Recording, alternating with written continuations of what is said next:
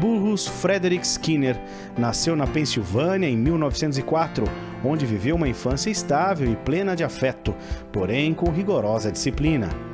Após uma frustrada carreira como escritor e jornalista, fez doutorado em psicologia na Universidade de Harvard. Foi o mais famoso representante do behaviorismo, corrente da psicologia fundada pelo também americano John Watson, que dominou o pensamento e a prática da psicologia em escolas e consultórios até os anos 50, e hoje compartilha espaço com outras abordagens da psicologia.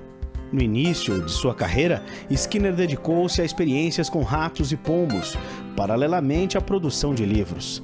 Criou pequenos ambientes fechados conhecidos como caixas de Skinner, onde observava os animais de laboratório e suas reações aos estímulos.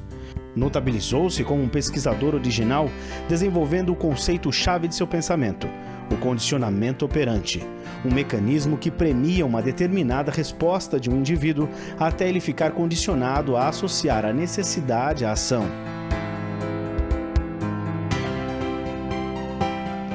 Em relação à educação, Skinner pregou a eficiência do reforço positivo, sendo contrário a punições e esquemas repressivos. Skinner rejeitou noções como a do livre-arbítrio e defendeu que todo comportamento é determinado pelo ambiente, embora a relação do indivíduo com o meio seja de interação e não passiva. Foi autor de trabalhos controversos nos quais defende o uso de técnicas psicológicas para a modificação do comportamento com o intuito de melhorar a sociedade e tornar o homem mais feliz. Faleceu em 1990. Ele, na verdade, traz uma concepção de homem, uma concepção de mundo que quase que inverte com a lógica tradicional da psicologia até o momento em que ele se apresenta. Skinner foi um dos 3 pensadores mais citados do século XX, ao lado de Freud e Piaget. Uma das razões pelas quais ele é bastante citado é porque ele foi bastante mal compreendido. Ele foi muito confundido com Watson, e Watson já teve um grande impacto porque ele propõe um estudo científico do homem. Enquanto o homem era considerado um ser divino, centro do universo, do mundo e da natureza, impossível de ser estudado cientificamente, vem Watson antes de Skinner e propõe, não, vamos tornar o comportamento humano um objeto de estudo científico. E o Skinner pega esse gancho de Watson. E aí ele é erroneamente confundido com Watson. O grande erro de confusão é que o Watson, ao propor esse estudo científico, ele diz o seguinte, olha, só vou estudar o que é observável. Não me interessa mais nada que não seja observável. Então ele reduziu o homem e ele criou a psicologia SR, Watson, estímulo-resposta. Então aquela imagem de que Skinner propõe um modelo de homem autômato que só reage a estímulos do ambiente, só responde ao ambiente, que é a psicologia SR, não é a proposta de Skinner, é a de Watson. Skinner, ao contrário, parte do objetivo de Watson, que é estudar cientificamente o homem, mas concebe um homem como um ser em constante construção da sua história, um ser único que não reage ao mundo, mas age sobre o mundo, modificando o mundo e sendo por ele modificado. Então, o grande erro, a grande rejeição a Skinner, embora ele seja o psicólogo mais citado do século XX, ele é muito mal compreendido, porque as pessoas, no primeiro momento, o identificam com Watson, com psicologia SR, com a psicologia dos ratos, a psicologia do condicionamento respondente. Então, o homem é condicionado, o homem é como um rato, e não leem todo o resto e esquecem de ver a virada de mesa que Skinner faz em relação ao Watson. Ele diz o homem não é o que o Watson propunha como um ser que reage a estímulos do meio ambiente e só na parte observável. Skinner diz não, o homem modifica, como eu disse, o mundo é por ele modificado e ele é um ser em constante construção, um ser único. Então ele não reage só ao mundo, ele não é um autômato. E ele produz comportamento, ele se comporta, ele atua, modifica e é pelo mundo modificado. Um dos problemas que a gente tem que reconhecer é que ele começou estudando um ser muito querido chamado rato. né? Muito inferior ao ser humano. Mas por quê? Porque ele tinha uma preocupação, e aí, tal como Watson, de fazer um estudo científico do homem, né? E para isso ele usou o raciocínio da analogia. Ele tentou verificar, através de um ser muito inferior, que princípios de comportamento esse ser infra-humano poderia estar sensível, poderia ser demonstrado. E vamos verificar se esses princípios do comportamento demonstrados com um ser pequeno podem ser uma amostra, podem ser um modelo do que ocorre com alguns comportamentos do homem. Então, foi aí que Skinner, seguindo uma tradição de estudos científicos, faz estudos de laboratório com rato, onde ele descobre o princípio do reforçamento positivo. Um princípio que é importante ser bem entendido e bem explicado, que é aplicável sim não só ao homem, mas a qualquer ser vivente no planeta Terra. Ou seja, nós somos, enquanto seres vivos, sensíveis ao reforçamento. O que quer dizer isso? Nós somos sensíveis às consequências do nosso comportamento. A gente atua, a gente age, e a depender do que ocorre depois da nossa ação, nós voltaremos a agir da forma como fizemos ou não. Então, de onde Skinner tirou isso? Obviamente não foi do rato. Obviamente ele já tinha várias ideias, né, concebidas sobre o homem, só que ele vai e estuda cientificamente e demonstra inúmeros princípios. Isso durante 20 a 30 anos. E aí as pesquisas com seres humanos começaram na carona, né, dessa lógica de estudar cientificamente, e os princípios de reforçamento positivo e inúmeros outros foram igualmente demonstrados com o homem. Aí as pessoas acostumadas com a tradição judaico-cristã se sentem ofendidas, né? Então aí houve uma rejeição quase que religiosa ao behaviorismo, né? Porque eu não posso ser comparada a um bicho muito inferior, eu sou divino. E aí Skinner desmistifica isso, né? Ele diz, olha, eu não estou querendo dizer que o ser humano é um rato, muito pelo contrário, o ser humano tem uma complexidade ímpar, ele reitera isso inúmeras vezes, o ser humano é único em constante construção da sua história. Ele tem um livro que é o favorito dele, que é um livro sobre linguagem, que ele chama-se Comportamento Verbal, onde ele diz que este comportamento é eminentemente humano, né? E aí ele vai discorrer sobre toda a complexidade, ele percorre a literatura, percorre o humor, percorre todas as complexidades da nossa linguagem, né? As complexidades do escrever, do ler, né? Do comentar, do romancear, e isso você não encontra em nenhum outro ser, a não ser o homem, né? Skinner morreu em 1989, né? Ele publicou sua última obra chamada Questões Recentes do Behaviorismo, onde ele fala de utopia, onde ele fala de amor, onde ele fala de mitologia grega, né? Então, uma obra de um homem, né, que começa em 38 com ratos e termina com linguagem, com amor, com utopia, né, não pode ser reduzida ao que ele publicou em 38. Ao fazer os estudos iniciais, é que é uma diferença de quantidade e não de qualidade, no sentido de que nós não somos um ser alienígena e que tem princípios de comportamento radicalmente diferentes a outros seres. Nós somos sensíveis ao reforçamento positivo, nós somos seres que se adaptam à sua comunidade, ou seja, nós temos uma preocupação com a sobrevivência e por aí vai, né? Para Skinner, o ser humano, ele é produto de 3 histórias. A história filogenética, que é a história da sua espécie.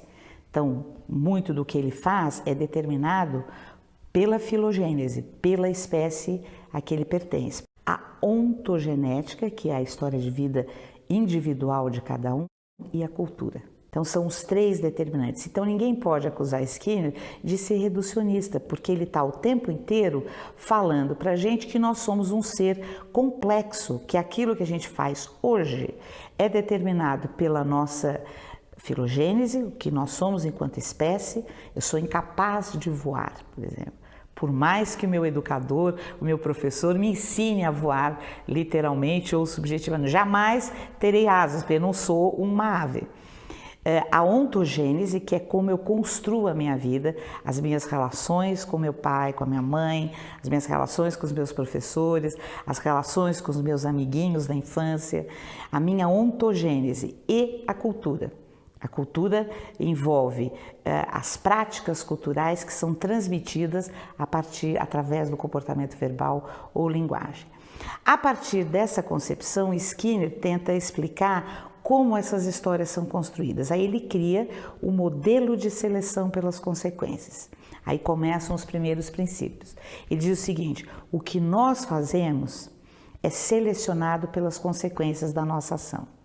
E aí, como ele quis mostrar isso? Ele começa nos estudos de laboratório, depois isso é evoluído dentro do behaviorismo para estudos com crianças com atrasos de desenvolvimento, com adultos normais, enfim, com todas as dimensões, com todos os grupos étnicos, etários e de deficiências.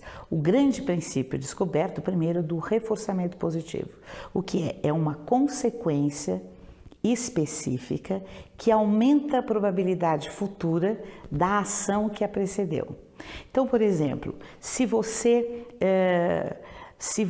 pede água para alguém, esta pessoa lhe dá água e você estava privada de água, toma esta água, mata a sua sede, você tenderá no futuro a pedir água de novo para alguém da sua cultura, porque o seu comportamento foi reforçado positivamente, ou seja, ele teve uma consequência que lhe foi de alguma forma agradável, que atendeu às suas necessidades orgânicas, neste caso do exemplo que eu estou te dando, e isto aumenta a probabilidade futura de que você assim se comporte.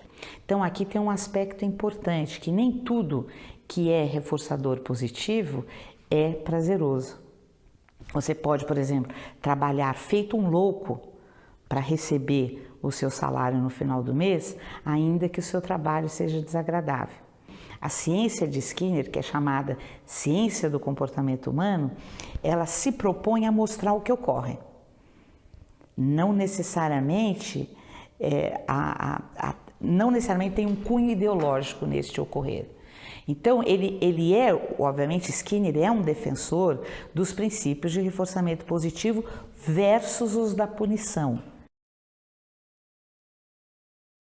Os de punição, a gente descobriu que é um tipo de consequência, as consequências punitivas, né, que a gente chama consequências aversivas, que essas decrescem a probabilidade futura da resposta que antecedeu.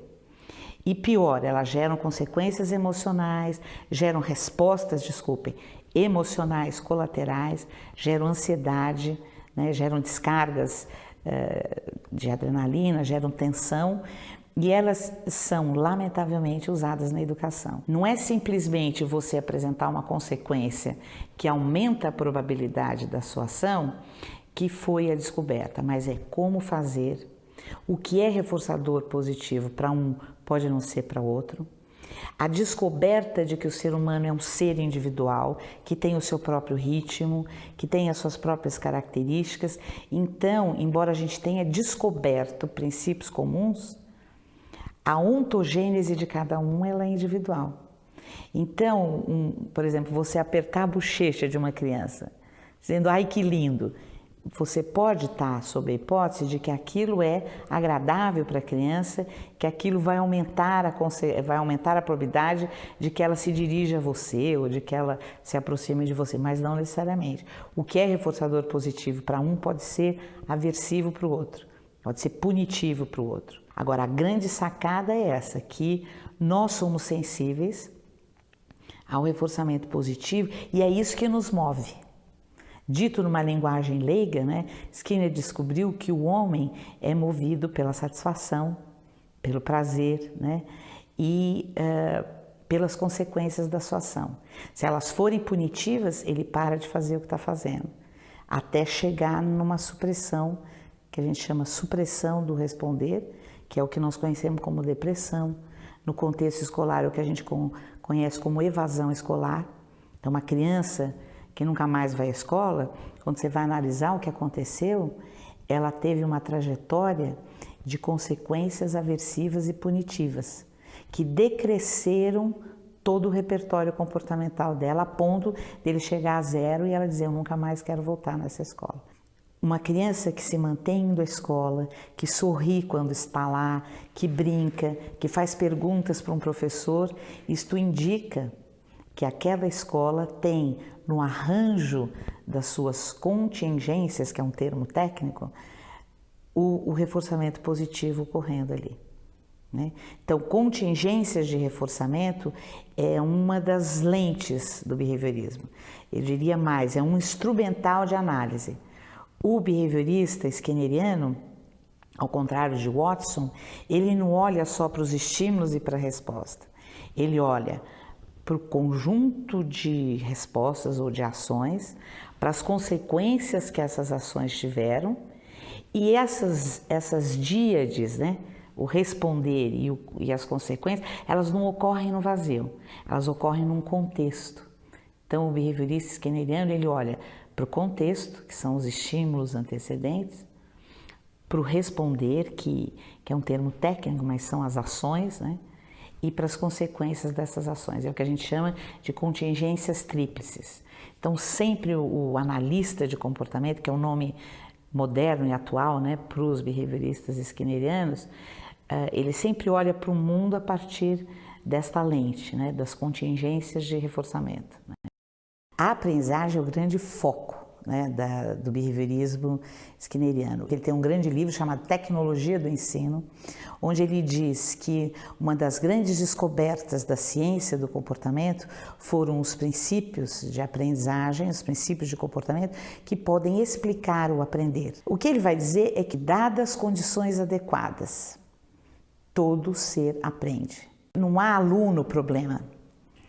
Não há professor problema, há uma relação professor-aluno, há uma relação entre as condições de ensino, as características do aluno e as consequências arranjadas para esse ensino que estão inadequadas, que são problemáticas. Então, o objeto de estudo de Skinner é relacional. Então, ele vai dizer que o aprender não é o aprender do aluno, é um aprender que está relacionado com as condições de ensino e com o manejo de contingências. Ele define que ensinar é arranjar contingências de reforçamento. Então, o que ele vai dizer? Ele vai dizer que um ser, né, para que ele aprenda a ler, por exemplo, ele vai precisar de condições contextuais, que são as condições facilitadoras, para que este ler ocorra e possa ser reforçado positivamente, possa ser incentivado, possa ter consequências naturais. Então, aqui tem um detalhe importantíssimo, que não é um detalhe, é importância, né? É um grande aspecto, que é o seguinte: o ideal do aprender é que o ser aprenda e tenha consequências naturais deste aprender. Então, quando eu recito uma poesia, né, eu aprendi a ler, por exemplo, já sou um alfabetizado, leio uma poesia e tenho um imenso prazer e leio aquela poesia em voz alta e imagino as coisas que eu estou lendo, a gente diz que este ser está emitindo, né, tem uma habilidade, né, cuja consequência é natural. É o prazer da informação, é o prazer de se ouvir, né, são as relações entre as palavras, as relações com as histórias da sua vida, é o que se chama de consequências naturais. E o ideal da educação é que você ensine habilidades cujas consequências sejam naturais, porque a hora em que as consequências naturais ocorrerem e forem positivas, elas se encarregarão de naturalmente manter aquele comportamento. E como que o professor faz isso? Então, essa é a grande contribuição. Ele faz, né, como professor, propicia condições facilitadoras para o aprender, né, fornecendo, né, arranjos de ensino. Então, uma das descobertas de Skinner foi a modelagem.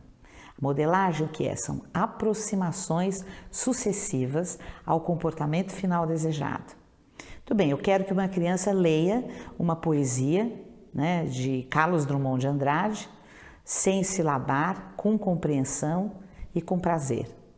Esse é o meu objetivo final.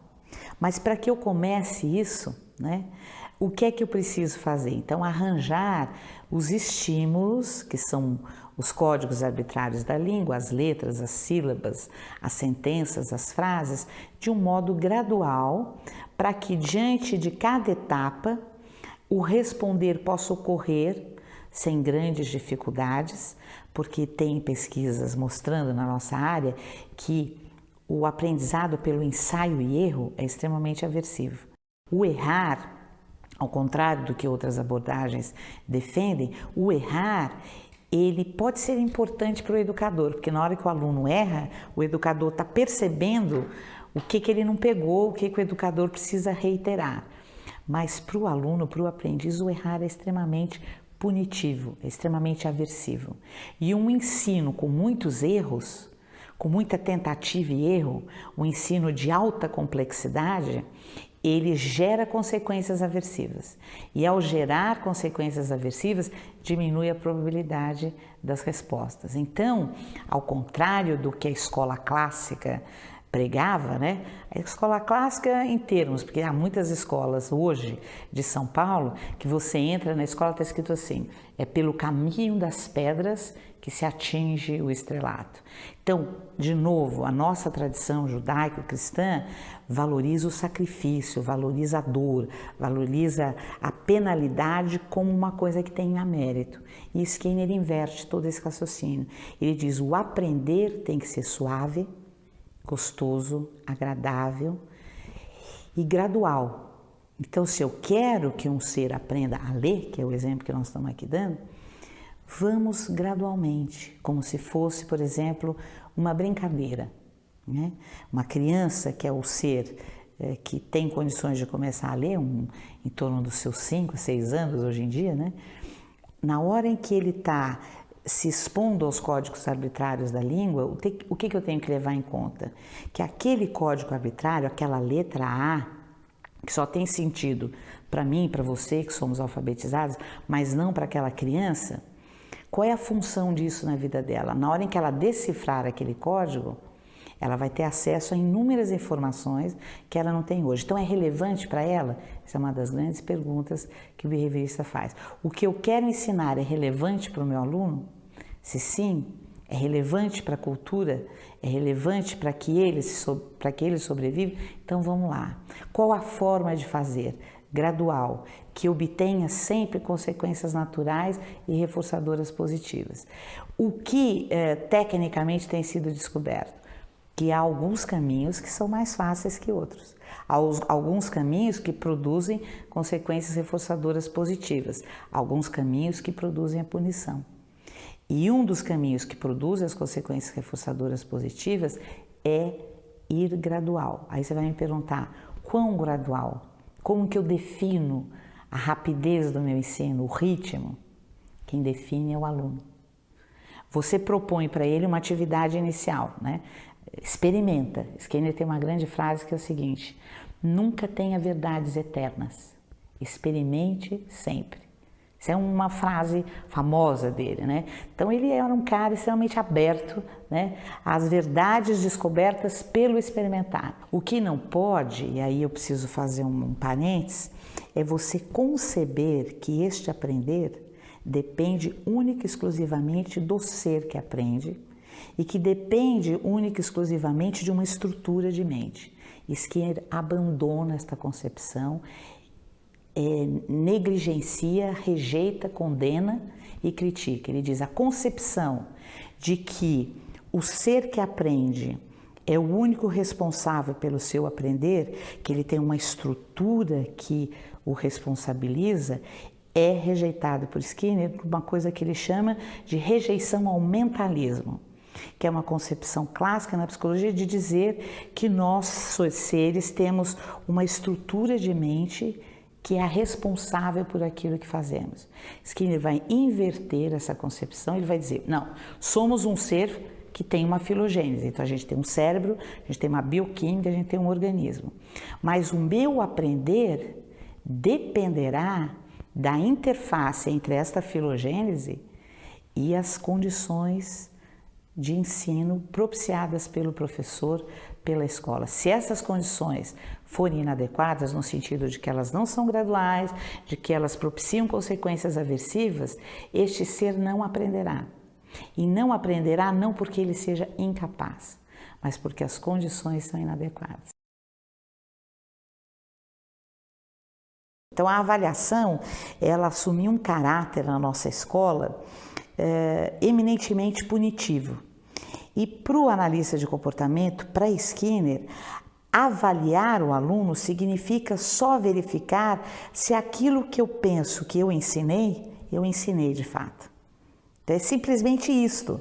É mais uma etapa e na concepção do ser que aprende, naquela concepção de que o ser que aprende é um ser único, em constante construção do seu aprender, né? Eu até brinco que Skinner é construtivista nesse aspecto, né? Porque ele entende que nós estamos o tempo inteiro construindo os nossos repertórios, né? Ad infinitum. Como o ser é único e constante construção do seu aprender e os ritmos são individuais, né? Esta avaliação ela deveria ser contínua, porque você pode aprender num ritmo diferente do que eu. Quem diz que o aprender se dá em anos? Que eu tenho 1 ano para aprender a ler, aprender as operações fundamentais da matemática. Isso que estabeleceu foram códigos arbitrários das culturas, né? O Skinner, junto com o professor Fred Keller, eles criaram, a partir dos princípios comportamentais, o ensino individualizado. Aliás, Skinner foi um dos precursores do computador na educação, porque o ensino individualizado ele pode ser favorecido pelo computador. Então, quando você acompanha individualmente o seu aluno, quando você tem condições de vê-lo aprender passo a passo, a avaliação é praticamente natural, porque você está ali trabalhando, arranjando as condições de sala de aula, você propõe atividades em que você dá o feedback, você corrige, isso não é avaliação, você está ali no calor do ensino e logo em seguida você dá uma situação para ele, análoga à que você trabalhou e mede o desempenho dele sem necessariamente ter a sua correção, o seu feedback imediato. Então, a avaliação nada mais é para o behaviorismo do que uma etapa do processo de ensinar e de aprender, onde você verifica do modo mais natural possível, do modo menos aversivo possível, se aquilo que você acha que ensinou de fato o aluno aprendeu. A palavra escola, a origem do termo é lugar onde se conversa. Então ele diz o seguinte: as escolas do futuro serão muito diferentes do que elas são hoje. Ao invés de lugares cinzentos, sombrios, né, elas serão lugares agradáveis, lugares que têm um cheiro bom, lugares que têm coisas bonitas, como lojas agradáveis no shopping ou como lugares bonitos que a gente visita. Serão lugares onde as pessoas não serão avaliadas, porque as pessoas não gostam de conversar quando estão sendo avaliadas. Então ele retira da educação aquela avaliação com conotação aversiva e com a conotação de que sou eu que estou julgando você. Ele retira todo esse status de onipotência da avaliação, como sendo um direito do professor e um recurso de poder, né? Retira isso e coloca a avaliação como um momento técnico, que eu posso ou não precisar de uma forma mais formal. Se eu tiver uma condição de ensino e uma infraestrutura onde eu possa acompanhar o meu aluno individualmente, seja com a ajuda de monitores, seja com a ajuda de computadores, a avaliação será um momento natural onde a diferença entre ela e o ensino é simplesmente a diferença da minha presença como professor, corrigindo e dando um feedback imediato. A avaliação é um momento onde o aluno se comporta sozinho, sem o meu feedback imediato, né? O meu feedback vai ser depois para dizer para ele, olha, você acertou, você errou. Enquanto eu estou ensinando, né, a cada comportamento dele, eu digo, olha, não é assim, é desta forma, então eu estou corrigindo e modelando. A avaliação é o momento onde eu retiro isso para testar como ele é sozinho, né? É só isso, é mais uma etapa, né? Na questão da avaliação, essa retirada do aspecto punitivo é porque a punição gera respostas emocionais colaterais extremamente malévolas ao homem, né? A resposta de ansiedade, de apreensão, de fobia, de pânico, que são incompatíveis com o aprender. O aprender tem que ser numa atmosfera extremamente agradável, como esse estúdio que a gente está aqui agora, gostoso, cheio de plantas, cheiro gostosos, atividades envolventes, né? Então, a avaliação, ela perde na análise do comportamento aquele caráter ideológico de poder e o professor, ao avaliar, ele avalia o todo. Então, se ele perceber, por exemplo, né, nós temos um problema quando a gente diz isso, né, que a gente não avalia só o observável. O problema que a gente tem é como eu vou medir, qual é o meu acesso. Como professor, diante de 20 alunos, de 30, de 40, é difícil eu perceber, por exemplo, que o meu aluno, o Alfredo, por exemplo, os pais se separaram ontem e ele estava chorando durante a avaliação. Se eu tenho menos alunos e se eu acompanho e vejo que o Alfredo era sempre sorridente e que justamente no dia em que eu ponho ele numa situação de teste, eu vejo ele tenso, choroso, e na hora em que eu vou perguntar, ou na hora em que eu tenho outros dados, eu percebo que ele está num momento de crise, obviamente eu levo em conta todos esses aspectos que eu tive algum recurso observável, né? Eu tive as 2 lágrimas caindo, eu tive algumas dicas de tensão dele, então a gente sempre precisa do observável. Mas o analista de comportamento não se atém a ele. Ele estuda o que a gente chama de eventos encobertos, que são os pensamentos, as próprias emoções que ocorrem juntos. Então, o analista de comportamento está sempre atento. Um analista pergunta para um aprendiz, você errou essa questão, não errou? A gente viu, eu avaliei. O que você pensou quando você respondeu isso? Então, onde ele está indo agora, o behaviorista? Ele está indo para um evento interno, que é pensamento. E isso importa para o analista de comportamento, importa para o behaviorista skinneriano, sim. E essa é um grande escândalo quando as pessoas sabem. O educador, ele desconhece isso de modo geral. Ele fala, não, Skinner só estuda o observável. E o ser humano é muito mais do que observável. Eu quero estudar esse ser complexo. E ele acha que Skinner não se propõe a isso. Um bom analista de comportamento, quando ele vai avaliar um aluno, ele diz o seguinte para um educador, tente buscar a maior amostra de repertórios comportamentais que você puder. Não pegue só o escrito, pegue o oral, não pegue só o escrito oral, mas pegue as tarefas que ele faz, não pegue só as tarefas, mas pegue como dado os comportamentos de estudar em casa, os materiais que ele traz para a aula, né? As ideias, as concepções, as escritas espontâneas, porque a escola ela é muito verbal, né? Ela só mede a escrita e a fala, né? Você tem inúmeras outras formas de medir um conhecimento, né? Pelo desenho, né? Pela criação de um texto espontâneo e por aí vai. Então eu acho que basicamente há uma virada de mesa, né? Onde a gente pode dizer que Skinner é extremamente pós-moderno na sua concepção de ensino, né? Ele foi um grande progressista, né? Eu diria que ele foi um sábio 30 anos à frente do tempo da gente, né? Uma das grandes contribuições de Skinner, e aí junto com o seu grande companheiro Fred Keller, foi a proposta de que as melhores condições de ensino são aquelas que respeitam o ritmo individual do aluno, que é o chamado sistema individualizado, né?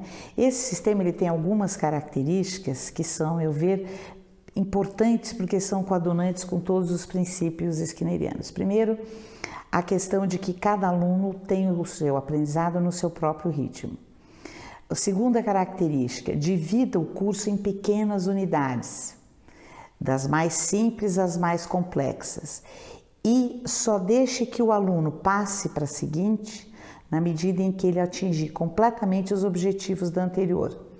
Então, é uma perspectiva de que o objetivo do meu ensino é o 100%.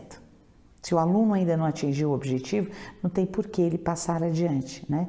E essa passagem, ela é natural. Atingiu 100% na pequena primeira unidade, ele passa para a seguinte.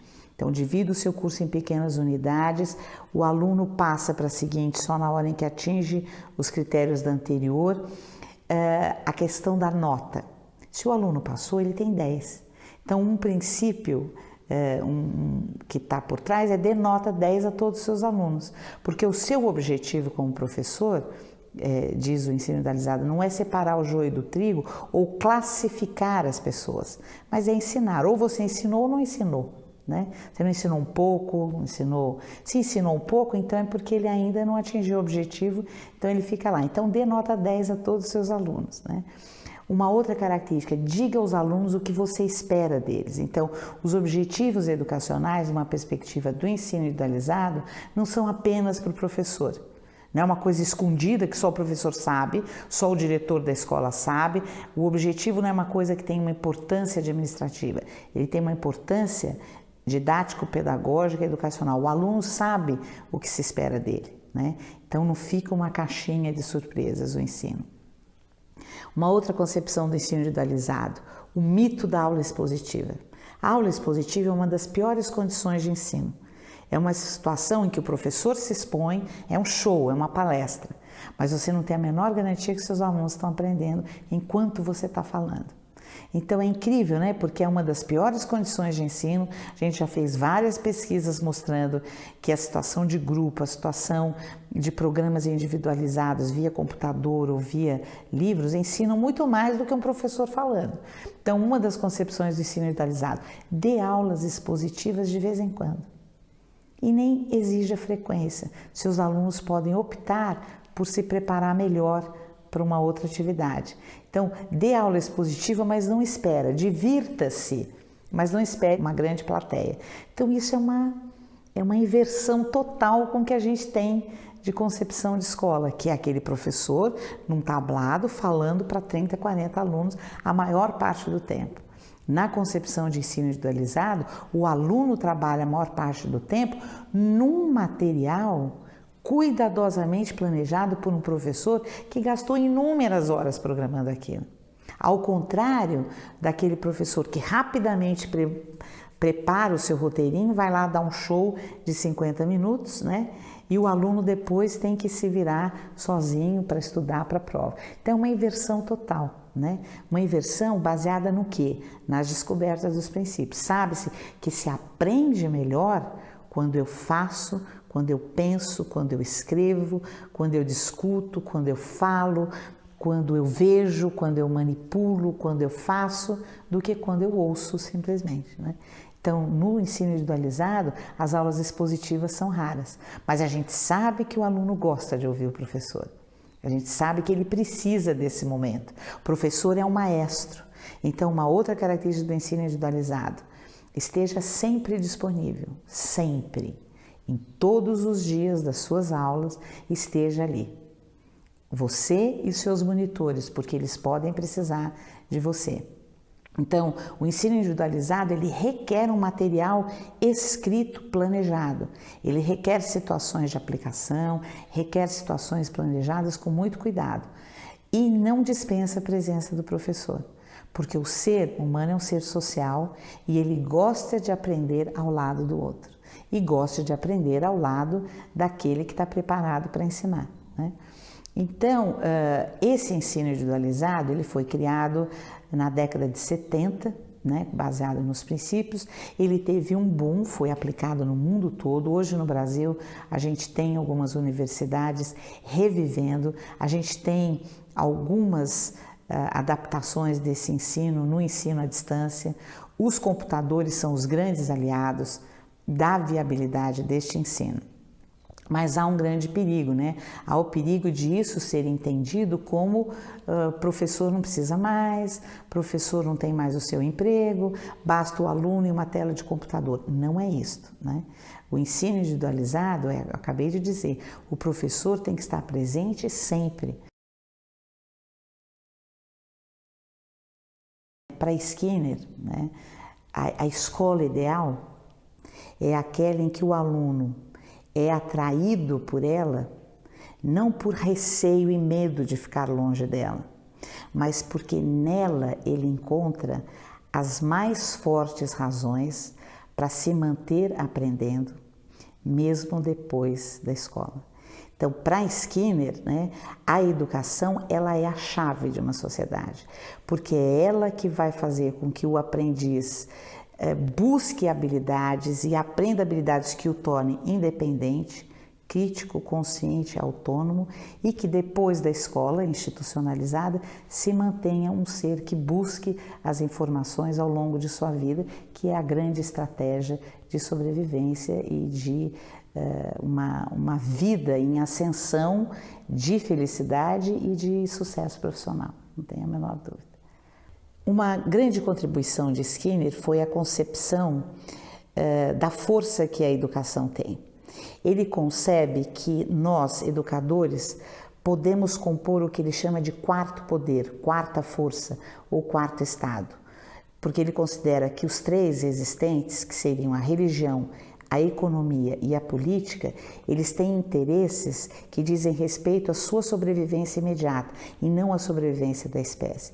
E que são apenas os educadores, os intelectuais, os cientistas, que por conhecerem a ciência do comportamento humano, por conhecerem o que move este ser humano, é que serão capazes de trabalhar para a sobrevivência e a manutenção da espécie humana.